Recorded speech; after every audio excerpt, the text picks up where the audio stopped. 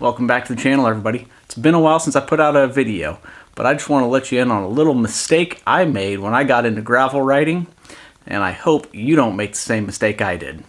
And that is protecting your bike.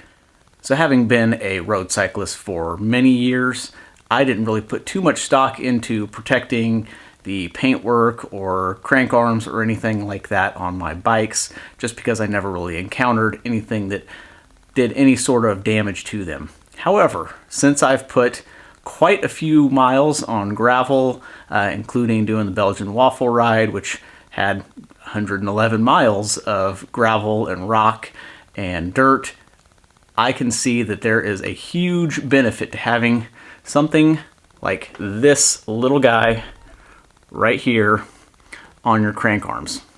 And the reason for that is because rocks get picked up and can nick your really nice, super expensive carbon crank arms really easily. Doing a quick scan around my crank arms, you can see that I tried to do a little bit of protection with some really thin paint protection film, just so you can see that beautiful carbon right through it. But as you can see, that is not enough. The rocks just completely tore that to bits.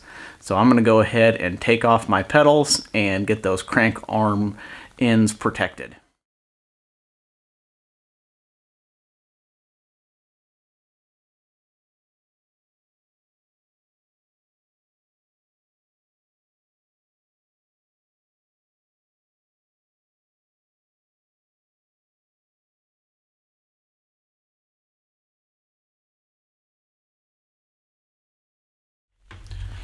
While we're here, we'll go ahead and wipe it down a little bit.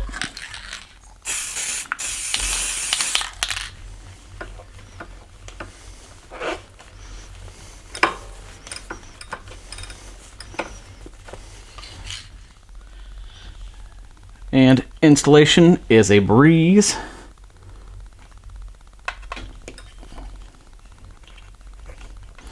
Just slide the rubber boot down over.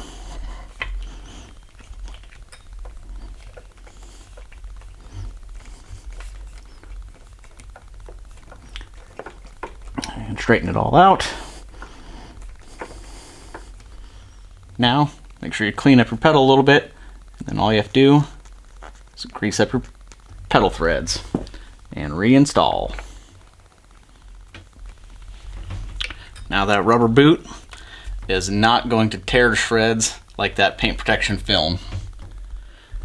Now on the side with my converted Assioma pedals here, might be a little bit tricky with the pod.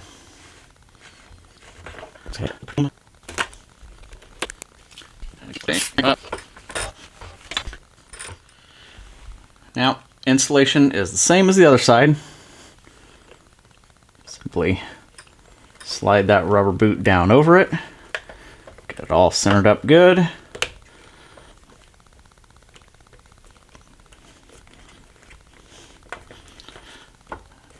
That'll save on those impacts. However, I do believe my single-sided Assioma pedal here, which I converted with those Favero, sorry, not Favero, the Expedo CXR SPD pedal bodies, and they work perfect. Go ahead and grease up the pedal spindle.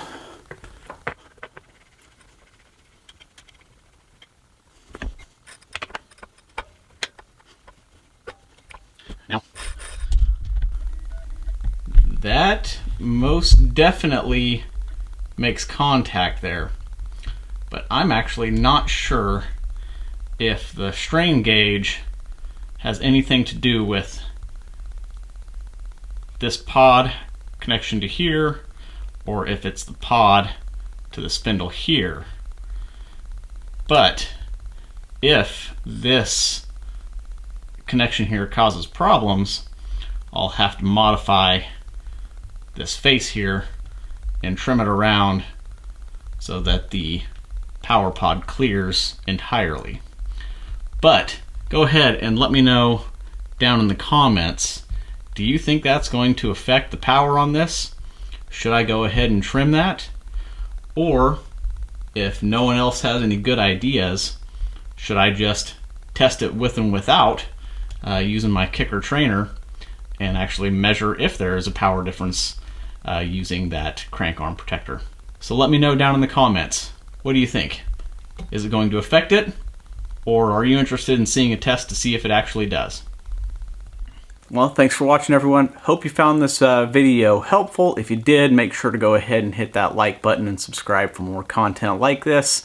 And again, as I stated earlier, let me know what you think on how that Assioma power pod's going to work with that crank arm end protector. Is it going to cause problems? Is it somewhere in the manual that I just didn't see since I didn't really look?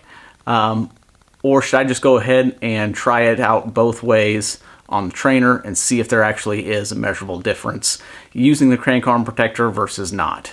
So again, thanks for watching. Enjoy your ride.